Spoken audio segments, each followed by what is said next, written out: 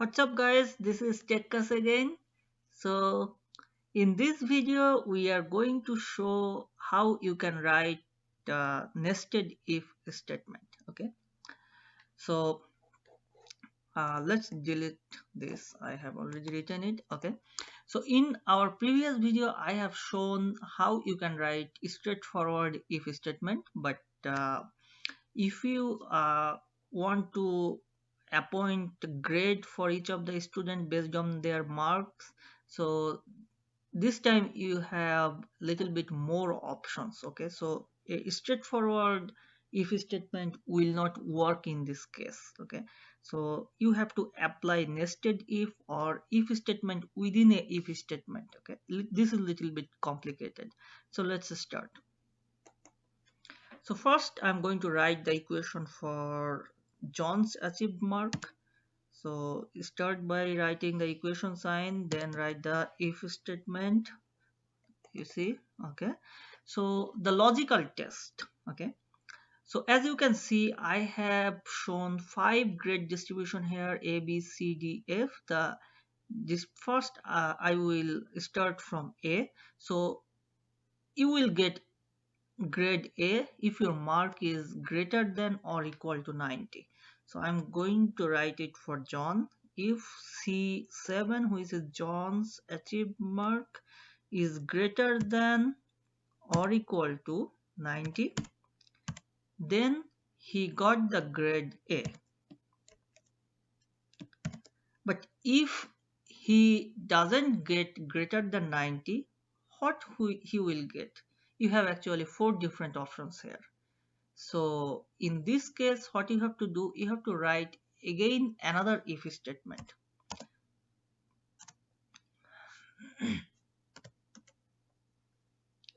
So again if, and in that if statement, you have to apply a logical test again. So if C7 is greater than or equal to, this time I am going to write 70,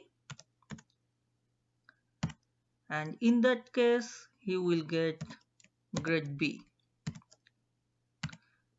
But if he gets less than 70, then you have to write another if statement which is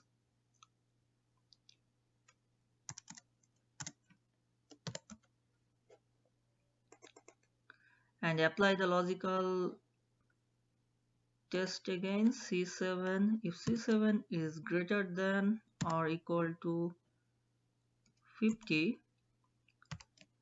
then the grade is C, and you have to apply the if statement again and apply the logical test again. So if C7 is greater than or equal to 33 this time, then the grade would be D. Okay, so we are very end of our statement. So after D, there is only on. So if John gets less than 33, then there is only on grade available, that is F, which is 0 to 33. So we are going to write F here. So now there is another critical part. You have to close the statement. For closing the statement, you have to close the parenthesis for each of the if statement within if statement. Okay, so you can do by counting each of the parentheses, starting parentheses, and then give the same number of parentheses at the end to complete the statement. But this might be little bit difficult when you are going to write a large statement. Okay, so what you can do or apply the technique, like if you will see that when I will apply the closed parenthesis for each of the if statement, the corresponding starting parenthesis will be highlighted. Okay, so let's start. So you see this one was green, and the green starting parenthesis was highlighted. So the next one highlighted this parenthesis, which is purple color, then the red one is going to be highlighted, and finally the black one.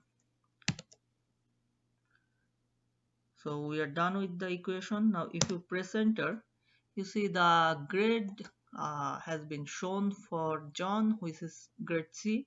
And now if you populate all the cells for other students, you have to just bring your cursor here and double click, and you see all the grades has been populated for other students.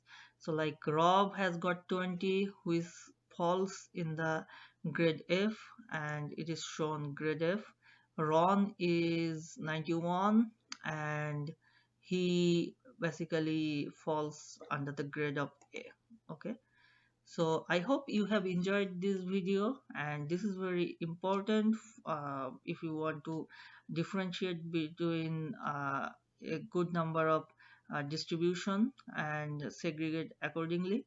So thanks everyone for watching. Please don't forget to like, comments or subscribe. Thanks.